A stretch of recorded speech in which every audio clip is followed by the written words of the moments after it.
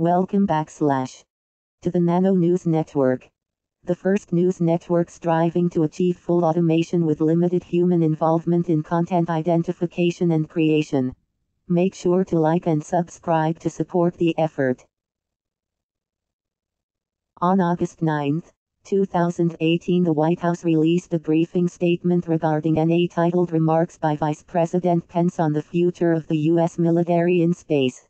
That briefing statement said, "The Pentagon, Arlington, Virginia, 11:17 a.m. Eastern Daylight Time. The Vice President, Secretary Mattis, Deputy Secretary Shanahan, General Salva, General Goldfein, members of the Armed Forces of the United States of America, and all the men and women of the United States Department of Defense who each and every day oversee the greatest military in the history of the world. Thank you for all you do every day for the American people." Applause. It is my great honor, Mr. Secretary, to join you here today at the Pentagon. And let me begin by bringing greetings from your Commander-in-Chief, who has from the very earliest days of this administration proved himself to be a great champion of the armed forces of the United States, committed to strengthening American security here on Earth and in space. I bring greetings from the 45th President of the United States of America, President Donald Trump. Applause. In his inaugural address to the nation, President Trump proclaimed that the United States stands, in his words, at the birth of a new millennium, ready to unlock the mysteries of space. And since day one of our administration, this president has kept his promise to restore America's proud legacy of leadership in space, believing that space is essential to our nation's security, prosperity, and our very way of life. Last year, after it had lain dormant for nearly a quarter century, President Trump revived the National Space Council to reinvigorate and coordinate space activities across our government. It is my great honor, as Vice President, to serve as the Chairman of the National Space Council. And am pleased to report that President Trump has already signed 3 new space policy directives to reorient our space program toward human exploration, unleash America's burgeoning commercial space companies, and safeguard our vital space assets with new space traffic management policy. But as Commander-in-Chief, President Trump's highest priority is the safety and security of the American people. And while, too often, previous administrations all but neglected the growing security threats emerging in space, President Trump stated clearly and forcefully that space is, in his words, our fighting domain, just like land, left square bracket and right square bracket air, and sea. And just as we've done in ages past, the United States of America, under his leadership, will meet the emerging threats on this new battlefield with American ingenuity and strength to defend our nation, protect our people, and carry the cause of liberty and peace into the next great American frontier. In 1939, at the start of the Second World War, the U.S. Army Air Corps was still a fledgling organization. But as Nazi air forces bombed their way from Warsaw to London, our military commanders took decisive action then to meet that new threat head-on. By 1945, the American military had nearly 30 times the number of planes, and 85 times the number of pilots and support crews compared to just 6 years earlier. America and our allies emerged victorious from World War II because of the strength of our armed forces, and because our armed forces adapted to meet the emerging threats of the day. We knew that air power had forever changed the nature of war, so we marshaled the resources and the will to build the most powerful air force the world had ever seen. And just 2 years after that terrible conflict, our nation created a new branch of service to secure American dominance in the skies for generations to come with the creation of the United States Air Force. Now the time has come to write the next great chapter in the history of our armed forces, to prepare for the next battlefield where America's best and bravest will be called to deter and defeat a new generation of threats to our people and to our nation. The time has come to establish the United States Space Force. And that's what brings us here today. 7 weeks ago, President Trump directed the Department of Defense to immediately begin the process necessary to establish a Space Force as the 6th branch of the armed forces. The president made it clear that our ultimate objective is to create a new branch of our military that is separate from, and equal to, 5 other branches. Today, the Department of Defense will release a report outlining the first stages of our administration's plan to implement the president's guidance and turn his vision into a reality. This report reviews the national security space activities within the Department of Defense, and it identifies concrete steps that our administration will take to lay the foundation for a new Department of the Space Force. Now, to be clear, the Space Force will not be built from scratch because the men and the women who run and protect our nation's space programs today are already the best in the world. And since the dawn of the space age, America has remained the best in space. Applause. Over the past 60 years, the United States has assembled the largest and most sophisticated constellation of military and intelligence satellites in the world. We've pioneered the technology to leverage American power in space here on Earth, and give our fighters the intelligence that they need, and give our intelligence community the information they need to maintain a strategic advantage wherever our fighters are operating. Across this department and our intelligence agency, there are literally tens of thousands of military personnel, civilians, and contractors operating and supporting our space systems, and together they are the eyes and the ears of America's fighters around the globe. And they do a remarkable job. I've seen their work firsthand.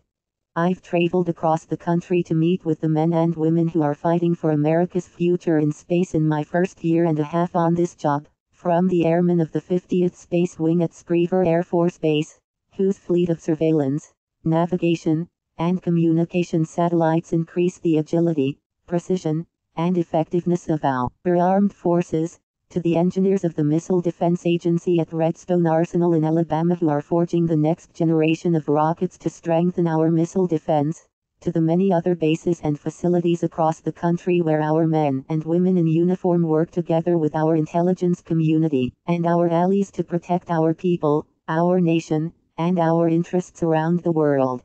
And over the past 18 months, President Trump and our entire administration have taken decisive action to strengthen American power in space as well.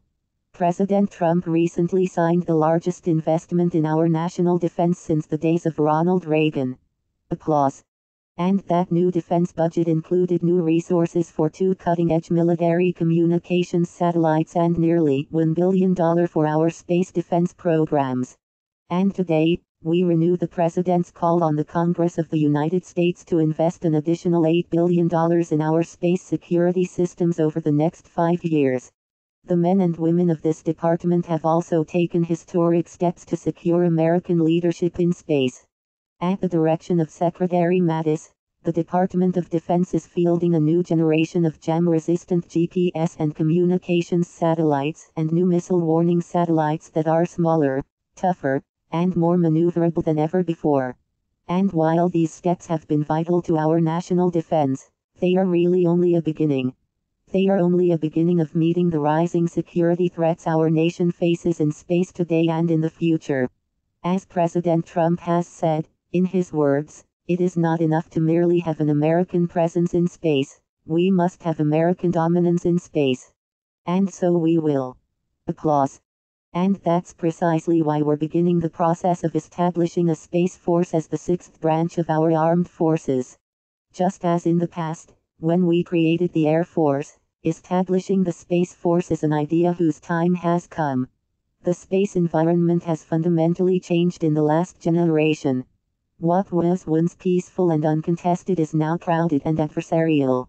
Today, other nations are seeking to disrupt our space-based systems and challenge American supremacy in space as never before.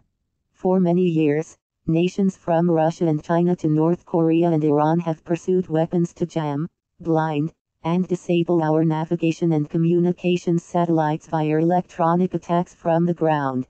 But recently, our adversaries have been working to bring new weapons of war into space itself. In 2007, China launched a missile that tracked and destroyed one of its own satellites, a highly provocative demonstration of China's growing capability to militarize space. Russia has been designing an airborne laser to disrupt our space-based system. and it claims to be developing missiles that can be launched from an aircraft mid-flight to destroy American satellites. Both China and Russia have been conducting highly sophisticated on-orbit activities that could enable them to maneuver their satellites into close proximity of ours, posing unprecedented new dangers to our space systems. Both nations are also investing heavily in what are known as hypersonic missiles designed to fly up to 5 miles per second at such low altitudes that they could potentially evade detection by our missile defense radars. In fact, China claimed to have made its first successful test of a hypersonic vehicle just last week. China and Russia are also aggressively working to incorporate anti-satellite attacks into their fighting doctrines. In 2015, China created a separate military enterprise to oversee and prioritize its fighting capabilities in space.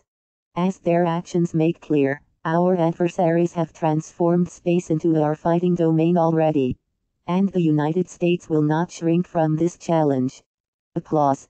Under President Trump's leadership, we will meet it head-on to defend our nation and build a peaceful future here on Earth and in space.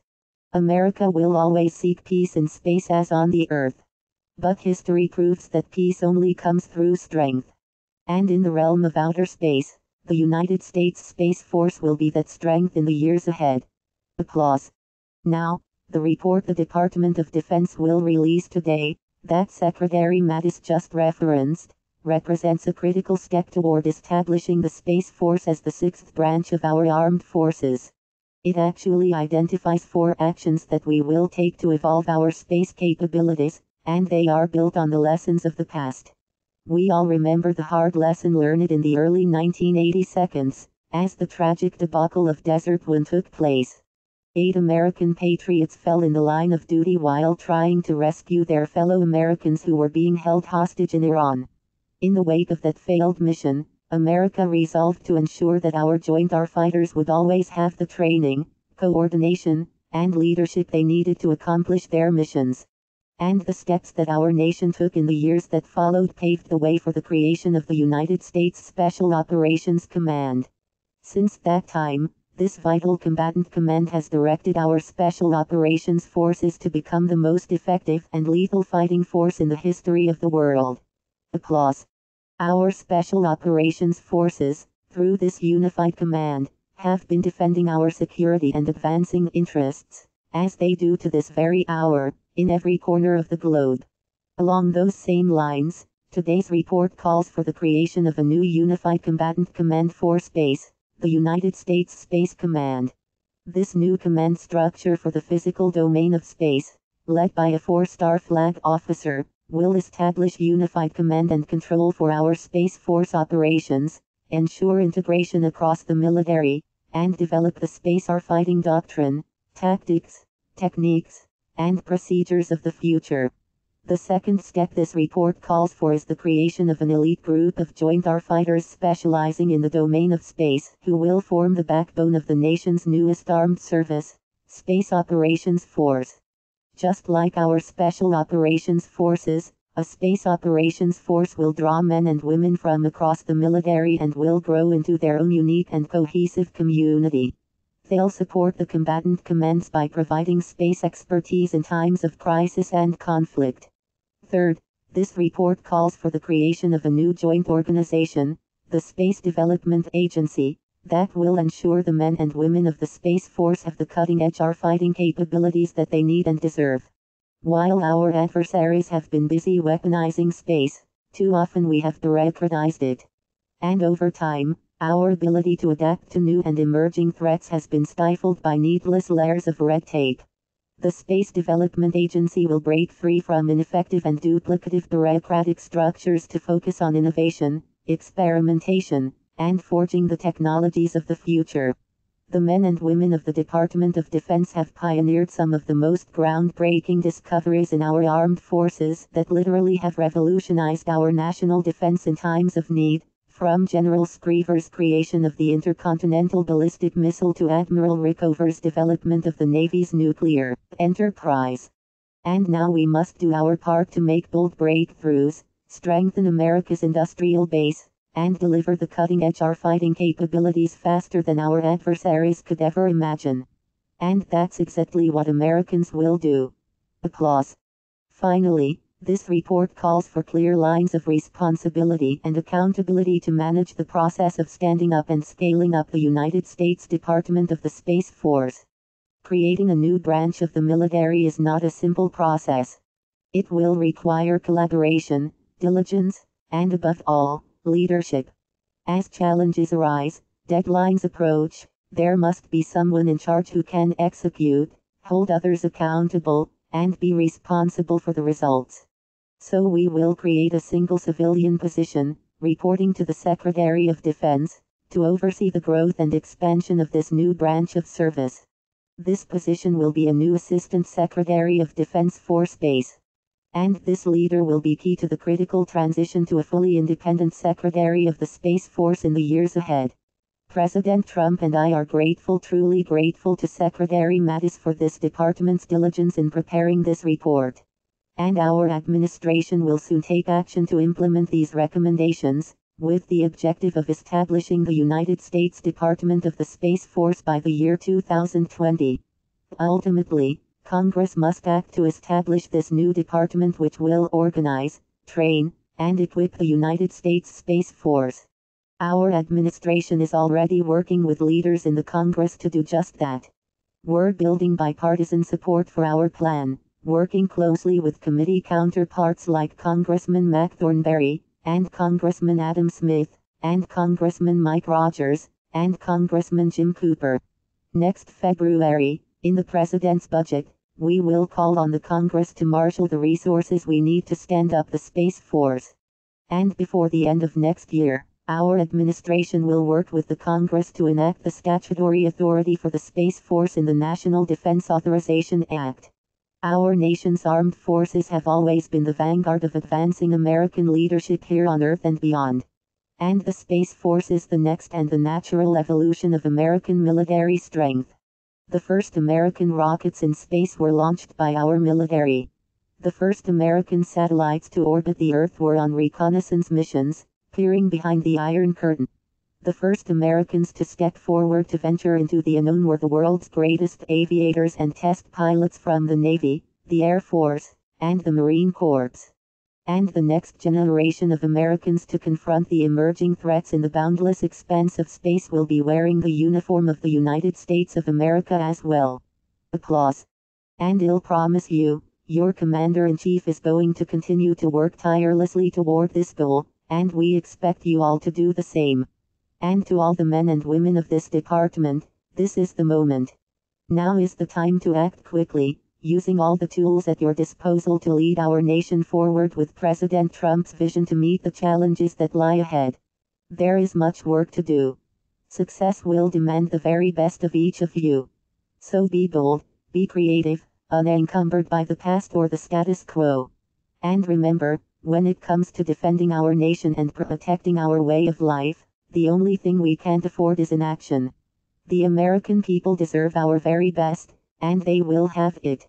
As the President will discuss in further detail in the days ahead, the United States Space Force will strengthen our security, it will ensure our prosperity, and it will also carry American ideals into the boundless expanse of space. While other nations increasingly possess the capability to operate in space, not all of them share our commitment to freedom, to private property, and the rule of law. So as we continue to carry American leadership in space, so also will we carry America's commitment to freedom into this new frontier. Applause. So this is the moment. Now is the time to do as Americans have always done in ages past, to lead with strength and a pioneering spirit into the future. And under the leadership of President Trump, our Commander-in-Chief, we will take the first bold steps to ensure our security on Earth and in outer space with renewed American strength. And as we embark, we do so with faith. Faith in all of you who have answered the call to serve in the uniform of the United States of America at such a time as this in the life of our nation. Faith to all the incredible civilian personnel who serve here in the Department of Defense with equal devotion to our nation. And we do so with that other kind of faith as well. And just as generations of Americans have carried those who have taken to the skies in the defense of freedom borne upon their prayers, I want to assure all of you, who will be called to this enterprise, that you can be confident. You can be confident that you will go with the prayers of millions of Americans who will claim on your behalf, as generations have claimed before, those ancient words, that if you rise on the wings of the dawn, if left square bracket you right square bracket settle on the far side of the sea, even if you go up to the heavens, even there his hand will guide left square bracket you, right square bracket, his right hand will hold left square bracket you right square bracket fast. And he will hold fast this great nation in the great beyond. So thank you for your service to the country, for all of you who have been called to serve in our armed forces. With your unwavering commitment, with the courage of our men and women in uniform, with the continued support of the American people, with the vision and leadership of our Commander-in-Chief, and with God's help, I know we will give America the defense she needs here on Earth and in the outer reaches of space. Thank you. And God bless you. And God bless the United States of America. Applause. END 11:41 a.m. Eastern Daylight Time. Thank you for joining us at N3, the Nano News Network. The first news network striving to achieve full automation with limited human involvement in content identification and creation. Please be sure to like this video and subscribe to our channel to help support our efforts.